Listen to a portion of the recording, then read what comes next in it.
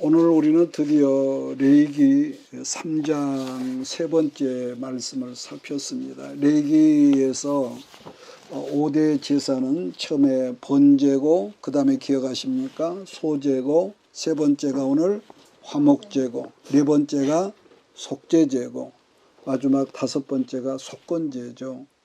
이 말씀드렸다시피 5대 제사 중에서 다 피가 있는 제사인데, 두 번째로 소제만큼은 피가 없이 가루로 드렸다는 것을 말씀드렸는데요. 그런 점에서 오늘 그 화목제 제사는요, 다른 그 제사와 달리 좀 간략한 그런 부분이 있고, 화목제의 가장 큰 이 중심적인 그 포인트는 좋은 관계를 의미하는 이 샬롬인 셈인데, 그러니까 화목의 첫째는 뭐가 있겠습니까? 첫째는 사람과 하나님, 하나님과 사람 사이에 이 화목해 하는 것. 그 가운데에 죄가 있으면 안 되죠. 그래서 첫째는 하나님과의 화목이, 두 번째는 누구겠습니까? 나와 내 이웃과의 관계의 화목을 의미한다는 것. 그런 점에서 우리 예수님의 별명이 여러분 기억합니까? 화목제물이셨거든요. 하나님과 원수된 우리의 관계를 십자가에서 화목시키시고, 쉽게 말하면은 한 손은 하나님의 손을 잡으시고 한 손은 원수 관계에 있던 인간의 손을 잡고 그 안에서 화목제물로 죽으셨거든요. 그래서 이 사람과의 관계를 화목시켰던 것이 예수님께서 하신 일이라는 것. 자, 그런 점에서 본다면은 레위기 3장은 화목제사라고 그랬지만은 어떤 특이점이 없다는 거예요. 특이점. 레위기 3장 1절을 여러분 거기 한번 봐보세요. 보면은 화목제란 1절에 화목제라는 옆에 나뇌주를 보면은요, 뭐라고 되어 있습니까? 거기에 감사제라고 써 있거든요. 감사제라고. 자, 그래서 그런지 우리가 시편을 읽어보면은 화목제라는 말은 별로 없고 그 대신에 감사로 드리는 제사라고 한 말이 훨씬 더 많더라는 점이죠. 즉 감사제란 화목제를 말하고 다르게는 또 뭐라고 그러냐, 서원제라고도 표현을 하고 있다는 것. 또 하나는 요즘에 와서는 이 말은 잘 사용하지 않는 건데, 낙헌제라는 말 여러분 들었을 거예요. 낙헌제라는 그렇게도 말하는 것이, 아마 이 말은 옛날 어른들이 자주 사용했던 말 같고, 요즘 들어서는 이 말을 낙헌제라고 보다는 뭐라고 하냐, 자원제, 나 스스로 드리는 자원제라고 이렇게 하는 것 같아요. 그래서 따라서 화목제사가 뭔지를 잘 모르겠다 싶으면 그냥 감사제, 이렇게 우리가 이해를 하면 좋겠습니다. 자, 1절을 제가 읽습니다. 사람이 만일 화목제 제물을 애물로 드리되 소로 드리려면 수것이나 암것이나 흠없는 것으로 여호와 앞에 드릴지니. 여러분, 화목제란 거 감사제였기 때문에 보편적으로 언제 드렸었냐 한다면은 우리의 삶 가운데서 기쁜 일이 있을 때에 이스라엘이 주로 드렸다는 그런 특징이 있습니다. 그래서 오늘 레위기 3장은 좀 이렇게 좀 간단하게 줄여서 말씀드린 네 가지로 나누어서 말씀을 드리려고 합니다. 그렇다면 화목제사에는 왜 비둘기나 새 종류는 빠져 있고 뭡니까? 소나 양이나 염소로만 드리느냐? 그런데 여기서는 암것과 수것이 이 화목제에서는 이 구별이 없습니다. 두 번째 질문은 드려질 제물에 안수에서 드리겠다는 것인데, 그럼 안수의 의미가 뭐냐? 세 번째는 기름과 콩팥을 드리도록 했는데, 그러면 그것의 기름과 콩팥의 의미는 뭘까? 우리가 이걸 모르고 믿습니까? 할렐루야. 이것은 전혀 신앙생활에 어떤 도움이 안 되죠. 네 번째는 화목자, 곧 화목의 직분을 우리가 가지라고 했다는 것인데, 이처럼 오늘 네 가지로 좀 줄여서 간략하게 말씀을 드리려고 합니다. 첫 번째는 말씀드린 대로 왜 하나님은 화목제 제물로 소나 양이나 염소로만 드리게 했을까? 늘 당부하지만 성경을 읽을 때 우리가 몇 독을 읽었다는 것도 중요하지만 그 의미를 모르면은 결국은 옛날 어른들 말처럼 수박 겉핥기식이 되는 거죠. 그래서 우리가 성경을 읽되 항상 공부하는 것. 때로는 왜 그랬을까? 이게 중요한 거고, 레위기 3장에서는 3장은 전체가 1절로 우리가 보았죠. 17절까지지만은 1절 5절까지는 소를 드리라는 내용이고 6절로 11절은 양을 드리고, 그 다음에 뭐죠? 12절부터 16절 염소를 드리라는 내용으로 되어 있고, 마지막 17절을 이걸 보셨죠? 기름진 것은 먹지 말라. 피는 먹지 말라. 이렇게 했다는 거죠. 따라서 전체 패턴이 다 똑같습니다. 자, 그래서 레위기 3장 1절에서 5절까지만 살핀다면은 전체 내용은 같으니까 다른 제사보다 더 좀 간략하다는 이런 점이죠. 자, 다 같은 내용인데 말씀드린 대로 왜 소나 양이나 염소로만 드리게 했을까? 이지만 근데 그것은 알고 보면 너무 당연하거든요. 왜냐하면은 모든 제사에 제사를 드릴 때 제물은 첫째는 하나님께 드리고 그 나머지는 누구에게 가져갑니까? 제사장들의 몫이었지만은 그러나 특이한 것은 일반인, 제사장이 아닌 이스라엘 사람이라 할지라도 제사장이 아닌 일반인은 누구라도 그 제물에 참여하는 것을 절대로 하나님은 불허하셨습니다. 절대 못 먹겠죠. 그러나 레위기 5대 제사 중에서 유일하게 하목 제사만큼은 공동체 전체가 이렇게 다 나누어 먹게 하는 이 공동체 식사였다가 제사를 드리고 나서 만약에 동네 사람이 20명인데 예를 들어서 하나님께서 통닭 한 마리를 제물로 주었다면은 하목보다는 뭐겠습니까? 서로 분쟁하라는 것과 같은 의미였을 거예요. 이 먹는 것이 별거 아닌 것 같지만은요, 언제나 풍성하면은 여유가 있죠. 그러잖아요. 따라서 하목제의 정신이라고 언제나 넉넉하고 풍성했다는 점이기 때문에 소나 양이나 염소 같은 큰 짐승으로 드리겠다는 것을 우리가 꼭 알아야 할 필요가 있죠. 자, 그런데 하목제사는 먹는 잔치가 풍성해야 하고 또 그러다 보니까 배부름이 있어야 했지만은 이게 어떤 문제점이 있었냐면은 제사를 드리고 나서 나머지 이 모든 재물은 어떤 조건이냐면은 그날 저녁에 그날 밤까지 전부 다 먹어야 한다는 거죠. 절대로 남아서는 안 되고 만약 남았다면 불로 태우겠습니다. 자, 15절 여기서 7장 15절을 잠깐 한번 볼까요? 7장 15절 레위기 7장입니다. 같이 읽읍시다. 감사함으로 드리는 하목제물의 고기는 드리는 그날에 먹을 것이요. 그 다음 뭐죠? 조금이라도 이튿날 아침까지 두지 말 것이니라 그랬습니다. 자, 제가 얻어들은 지식으로요. 그러니까 숫 쏘든지 암 쏘든지 큰 소 경우는 작은 게 500kg래요. 그 다음에 좀 큰 것은 800kg 이상 나간다 하거든요. 그런데 우리 식구가 5사람인데 작은 이 소를 잡아서 500kg를 잡았다면은 한 사람당 그날 저녁까지 얼마를 다 먹어 채워야겠습니까? 100kg를 먹어야 하거든요. 500kg를 잡았다면은. 한 사람이 그날로 100kg를 먹어야 했는데 우리가 고기를 아무리 잘 먹는 대식가라 할지라도 그날 저녁까지 어떻게 나 한 사람이 100kg를 먹어 치울 수가 있냐 말이죠. 안 되죠. 자, 그러면 어떻게 하느냐. 그래서 내 주변에 나와 절친한 사람들을 부르는 거죠. 불러. 그래서 내가 잘 아는 사람을 우리 동네에서 20명을 불렀다 하겠습니다. 그러면은 우리 식구와 손님 20명이 500kg를 먹는다? 역시 어림 택도 없습니다. 그러다 보니까 고기가 남으면 안 되니까 평소에 내가 몰랐던 사람들까지 전부 불러서 그 감사잔치에 참여하도록 했다는 것인데 그렇게 해서 모르는 사람들까지 불러서 한 식탁에 앉다 보니 어떤 유의감 결론이 이르겠습니까? 인간관계가 넓어졌다는 거죠. 그러잖아요.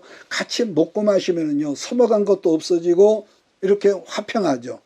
그러니까 같은 식탁에서 밥을 먹다 보니까 모르는 사람의 서로 간에 친밀감이 생기고 대화가 통했고요.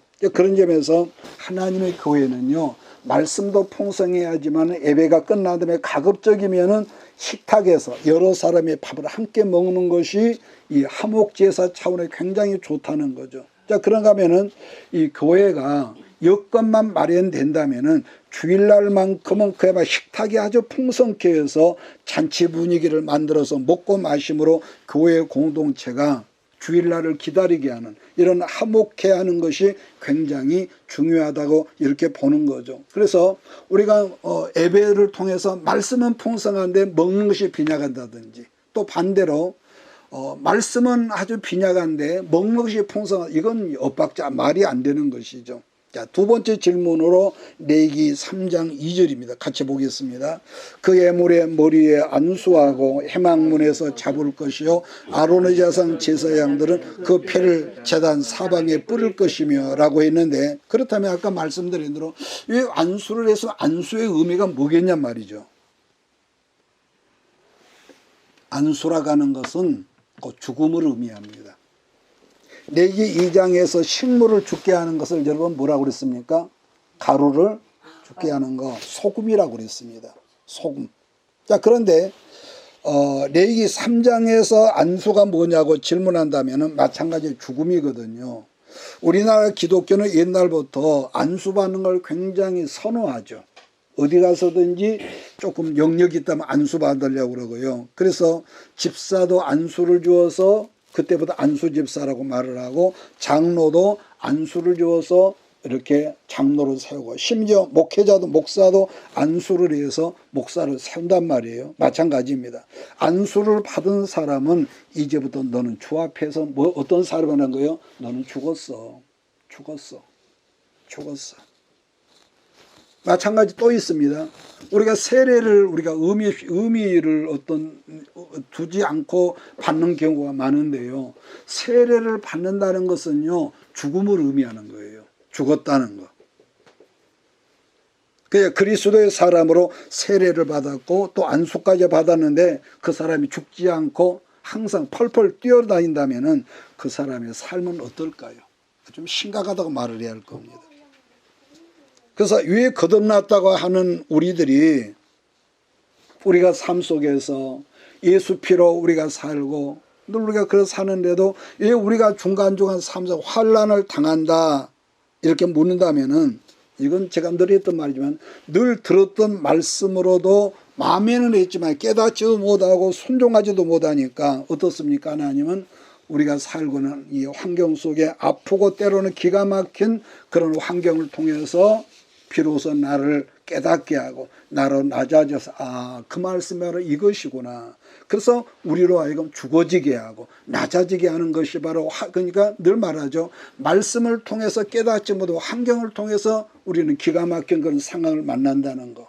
베드로전서 4장 1절을 한번 볼까요? 왜 하나님께서 우리로 환난을 당하게 할까? 우리를 사랑하시고 눈동자처럼 아끼신다는데, 베드로전서 4장 1절로 2절을 한번 보겠습니다.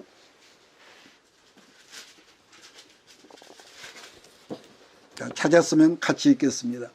그리스도께서 이미 육체의 고난을 받으셨으니 너희도 같은 마음으로 갑옷을 삼으라.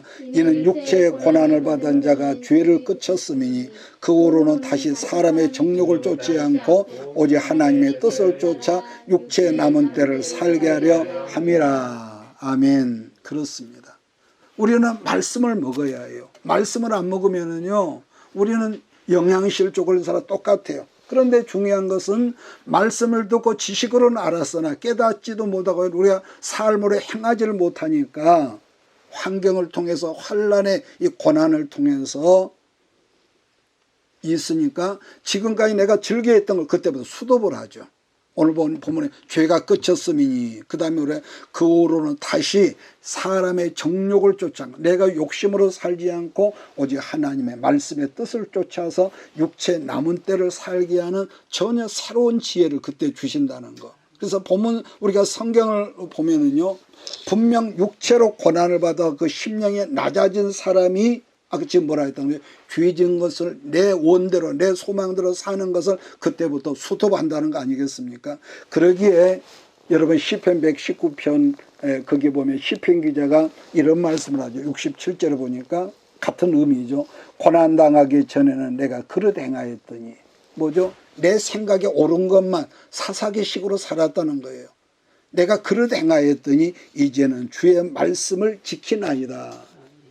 정말로 귀한 말씀 아니겠습니까? 그러니까 생각해 보면은 여러분과 내가 죽어 낮아져야만 모든 것이 잘 된다는 점이고, 그래서 우리 예수님은 우리들이 생명으로 잘 되게 하기 위해서 예수님께서 십자가에 죽으신 거 아니겠습니까?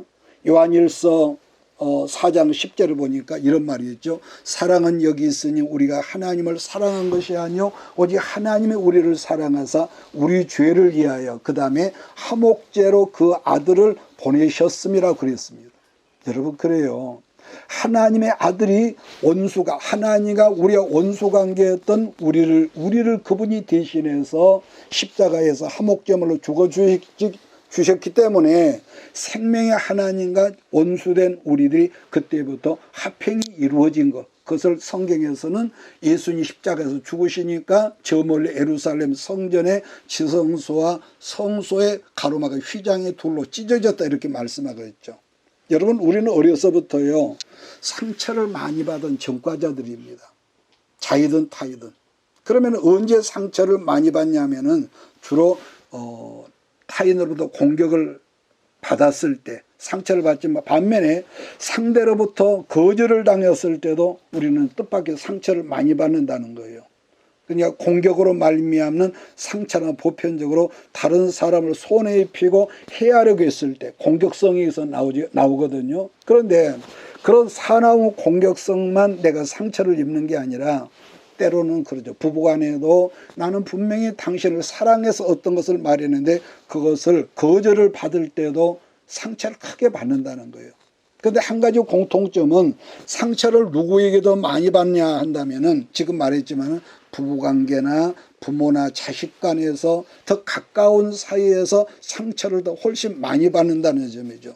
그러므로 우리는 육신이기 때문에 상호 이렇게 상처가 없을 수는 없겠지만은, 그래서 더욱더 우리가 가정에서도 우리가 사랑의 관계를 점검해주고, 우리가 미안할 때는 여보 내가 미안해요, 이렇게 화목제의 정신이 필요하다는 것을 여러분 아멘할 수 있기를 주의로 축복합니다.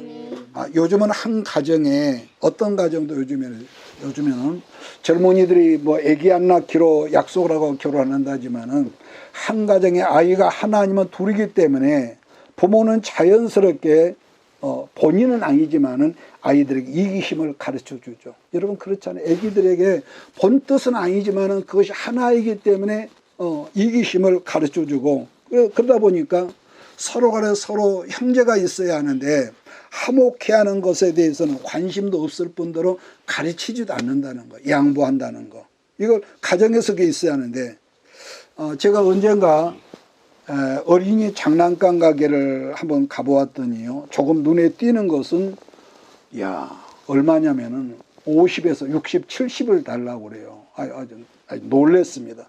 그래서 그러면 이 자동차 경우는 얼마입니까? 그냥 200에서 300이래요. 300. 그러다 보니까 제가 들은 말이죠.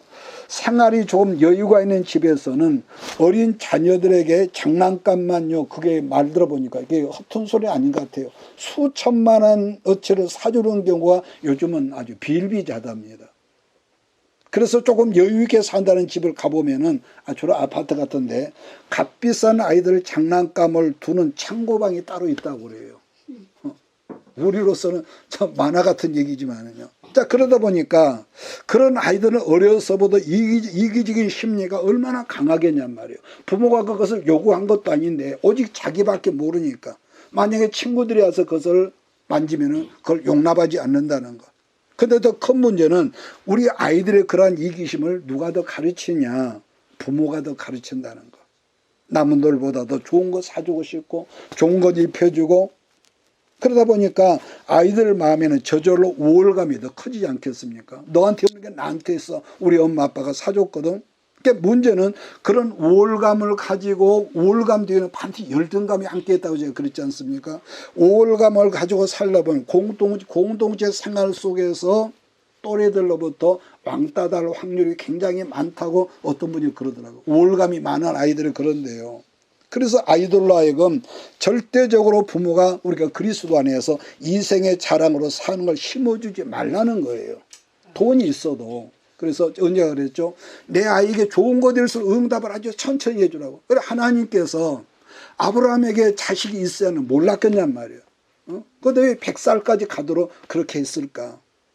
그래서 아이들이 잘못한다고 그때 때마다 매를 때리고 혼을 내준다고 해서 고쳐주는 것은 여러분 아니겠지만은 그보다는 때로는 우리가 자주는 몰라도 일주일에 한 번이나 한 달에 한두 번 정도 같이 놀아주고 또 기도하고 같이 말씀 보고 함께 즐거워하는 것을 가르치는 것이 우리 아이들의 장래에 굉장히 유익이 있다는 거죠.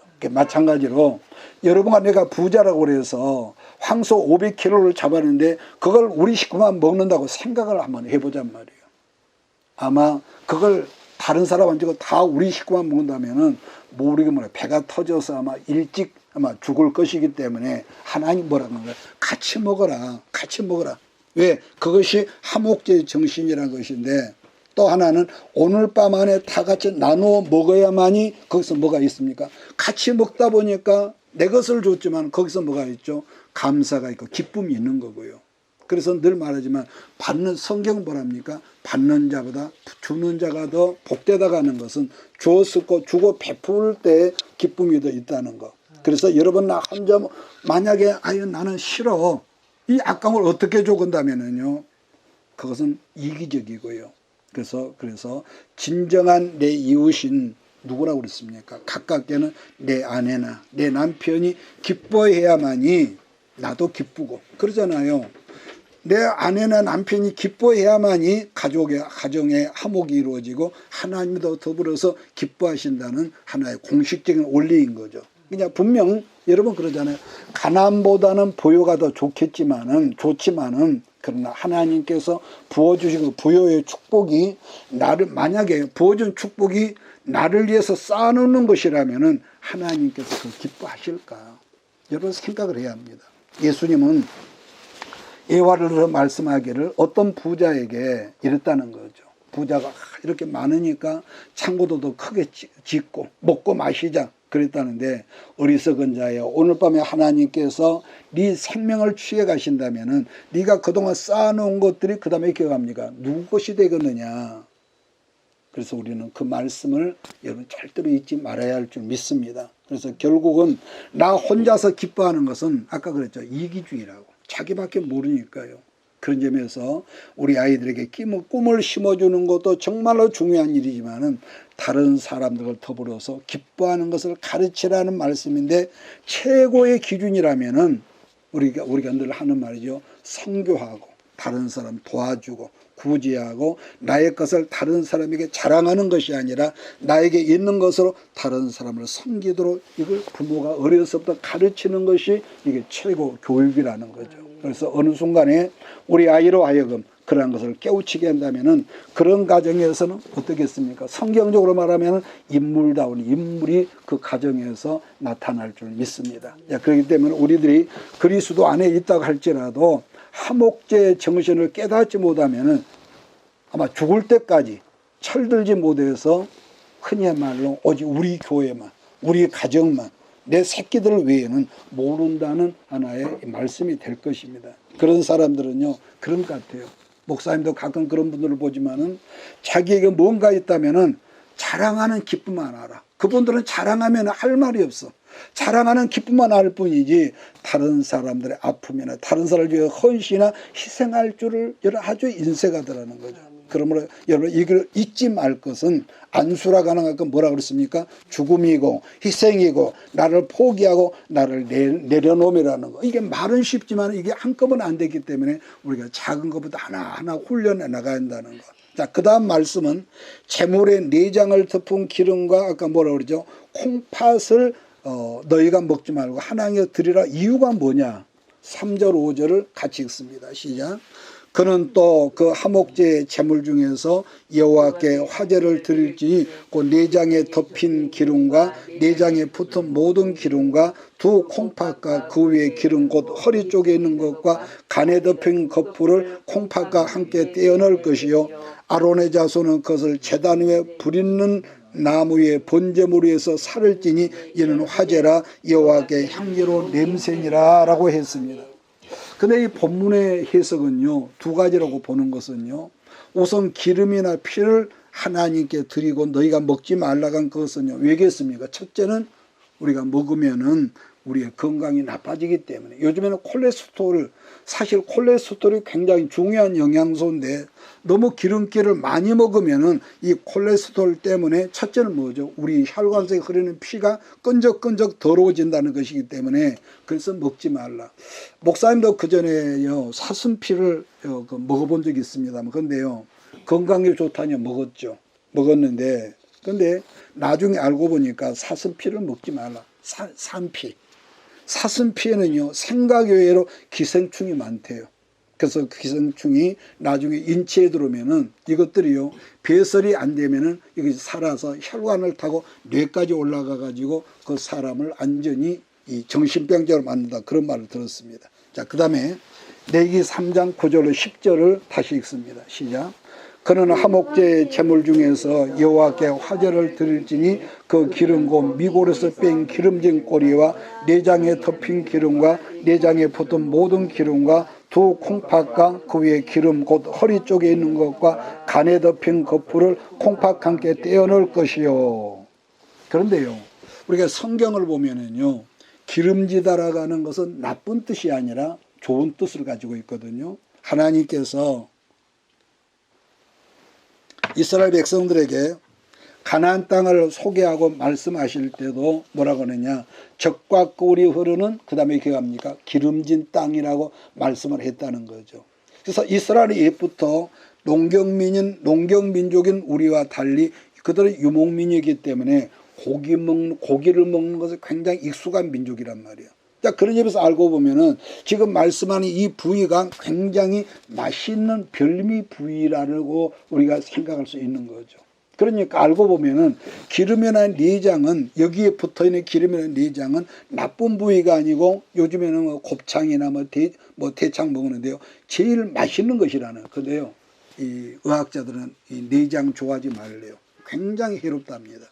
그래서 어쩌다 한 번은 몰라도 그것을 먹지 말라는 거. 두 번째로, 내장과 콩팥은 여기서 다른 메시지가 있다. 좀 제가 여러분이 질문하겠습니다만은, 여러분의 마음은 머리에 있을까요? 가슴에 있을까요? 가슴에 있다. 그러니까 우리가 어떤 그 메시지를 하트를 그릴 때는 이게 바로 가슴을 상징한단 말이에요. 항상 가슴 부에 그리고 있는데, 그런데 이스라엘 민족의 개념으로는 그게 이 하트가 뭐냐면은, 우리 예수님이 십자가를 앞두고 겟세마네 동산에서 기도하실 때 얼마나 예수님이 간절하게 예를 기도했으면 이마에 흐르는 이 땀이, 피가 섞인 땀이 나왔다, 진땀이 나왔다고 그랬거든요. 이게 좀 엉뚱한 해석을 하겠지만은 이게 있습니다.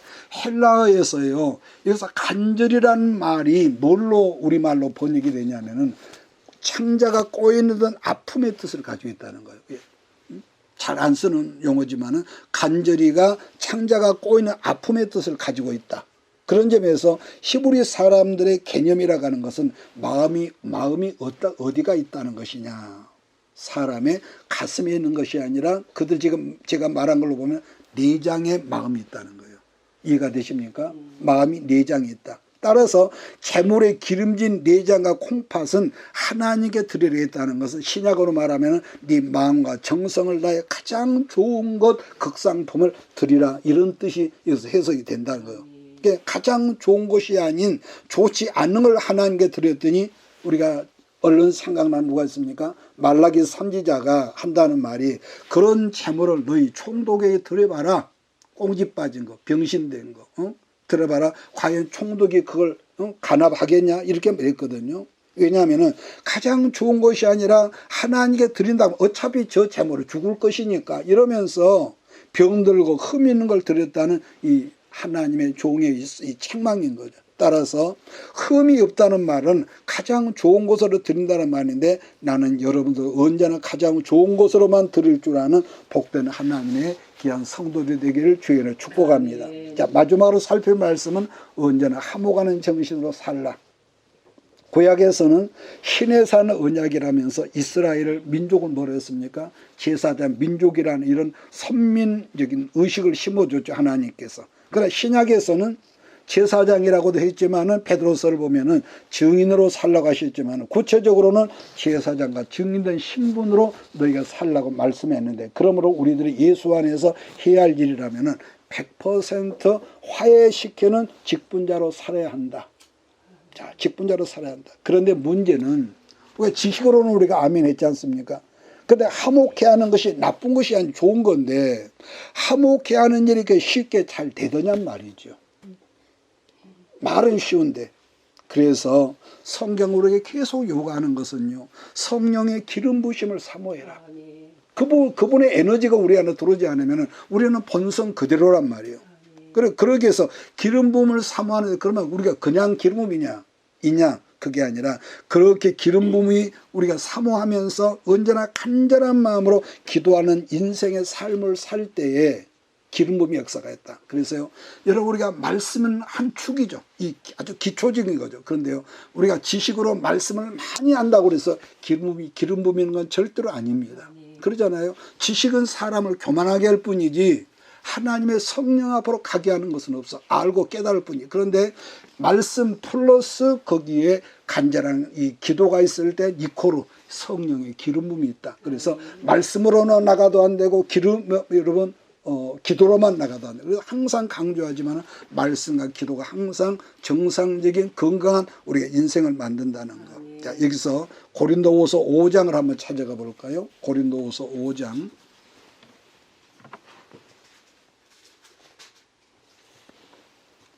말씀이 없으면 우리가 무식한 사람이라고 그러죠. 근데 기도가 없으면은요, 얼마나 율법적이고. 근데 말씀이 없는 기도는요, 사람을 더 교만하게 만듭니다.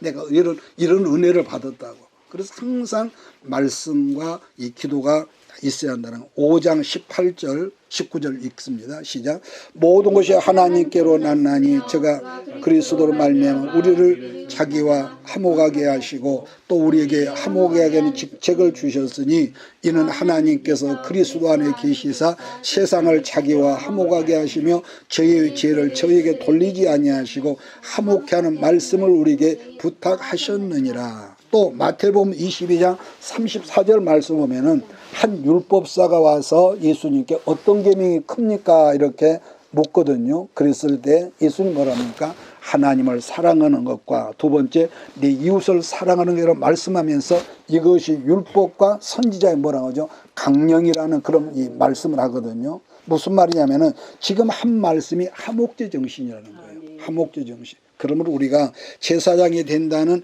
이 핵심적 개념이 뭐냐, 어디에 있냐 한다면 그것이 화목 제물이라는 말씀이고, 다르게 말한다면 십자가 정신이며 곧 이타주의 정신이라는 것인데, 우리 예수 믿는 사람도 하나같이 예수님을 따라가고 닮아가는 존재들 아니겠습니까? 늘 제가 하는 말이지만 우리 자녀가 그러죠. 저 아이들 보고 언제 저거 엄마 저거 아빠를 닮으라고 그랬나? 먹는 것도 닮지, 그 꼬라지도 닮지, 다 닮거든요. 이런 나쁜 것도 닮았는데, 보세요. 아담이 에덴 동산에서 죽었을 때 옆구리가 갈라서 하와가 나타났단 말이에요. 잠들겠다는 것은 죽었단 말이거든요. 그러니까 죽으니까 그 옆구리에서 갈비뼈가 내서 하와가 났는데, 우리 예수님도 첫째는 우리를 원수된 관계를 화목시키고 나서 죽으셨어. 그런데 그걸 끝난 것이 아니라 옆구리가 창으로 축 파져 찢어지면서 물과 피를 쏟으면서, 성경 그걸 뭐라고 합니까? 교회가 그때부터 나왔다고 그래요. 교회가. 그래서 성경은 그리스도가 우리를 낳으셨나니 그렇거든요. 그러므로 지금의 나로서는 여러분 뭐죠? 예수를 닮아가는 것이 안 되니까 언제나 받은 바 모든 축복과 은사들로 하여금 오늘 본문에 있는 것처럼 과도하게, 때로는 과도하게 희생하고 섬기는 일로 말미암아 언제나 화목케 하는 제사를 우리가 일상으로 드릴 줄 아는 그런 대안. 그래서요, 우리가 특별한 어떤 다른 일이 없다면 예수 믿는 사람 잘 돼야 하고 부자가 돼야 합니다. 중요한 것은 그게 또 함정이 있죠. 사람은 가난할 때는 겸손한데 부자가 되면 더 교만하단 말이에요. 그러니까 좋은 복을 받았는데 우리가 그 의미를 모르면 교만해진다. 따라서 진정한 화목제사라고 하는 것은 이 우리 가정에, 우리 교회에 그 자리에 오지 못할 사람들까지도 하나님 앞에 서게 하는 제사며, 아까 뭐라죠? 잔치, 식사라고 하는 것. 아마 오늘 여러분들도 하나님께서 다른 사람들에게만 없는 어떤 것들을 내가 뭐가 많아 그러겠지만은 다른 사람에게 없는 어떤 것들을 여러분에게 더 주신 것이 있을 겁니다. 어떤 사람 지식, 어떤 사람 건강, 어떤 사람 젊음, 어떤 사람 재물 더 많이 주셨으면 아니 앞으로 더 겁나게 많이 주실 걸 나는 믿습니다. 그러면은 마지막으로 하나님께 주신 그 모든 축복, 그 모든 은사, 달란트로 우리를 세상 사람에게 자랑하라고 주신 것이냐? 뭘 하라는 거냐? 하나님과 첫째는 화목하고 그리고 사랑과도 화목케 하는 재물인 화목제사로 네가 너를 드려라. 그런 점에서 나는 우리 교회 모든 성도들이 하나님 앞에서 언제라도 큰 황소라도 한 마리쯤은 화목제물로 드릴 수 있는 믿음의 큰 부유한 자의 그 큰 거리들이 되기를 주의로 축복합니다. 아멘. 어떤 사람은 한 달에 수천만 원 번다고 자랑을 하면서도요, 황소는커녕 염소 새끼 한 마리도 드리지 못하는 그런 분들이 있죠. 구약의 부자는 큰 황소였지만은 신약의 부자는 뭐겠습니까? 우리가 물질도 있어지만 큰 믿음의 사람이라는 걸 여러분 잊지 마십시오. 응? 아무리 여러분과 내가 큰 부자의 재물을 갖고 있을지라도 그 믿음이 뭐라고 할까요? 믿음이 좁쌀이면은 아마 토끼 새끼 한 마리도 하나님께 드리지 못할 뿐더러 드리지도 못할 뿐더러 발발발 떨걸요. 아니 드렸다면 아마 온 세상에 나 팔고 내가 이렇게 했다고요. 그래서 오늘 여러분은 언제라도 기꺼이 큰 황소 800kg 아니라 더 큰 거라도 드림으로써 여러분이 이전에 몰랐던 사람들까지라도 화목잔치에 초대할 수 있는 영으로나 두 번째 육으로나 이 부유한 이 축복의 사람들이 되어서 하나님 영광 돌리는 우리의 모든 사명 달란트를 감당하는 우리 교회 우리 가정들이 되시기를 예수의 이름으로 축복합니다. 네. 기도하겠습니다. 이것이